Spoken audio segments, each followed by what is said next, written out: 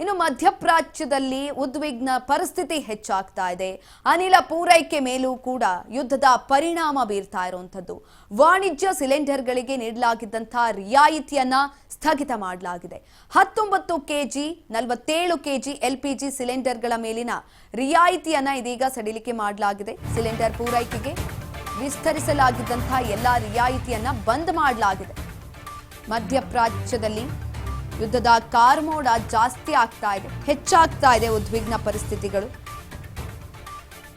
ಅನಿಲ ಪೂರೈಕೆ ಮೇಲೂ ಕೂಡ ಯುದ್ಧದ ಪರಿಣಾಮ ಇದೀಗ ಬಿದ್ದಿರುವಂಥದ್ದು.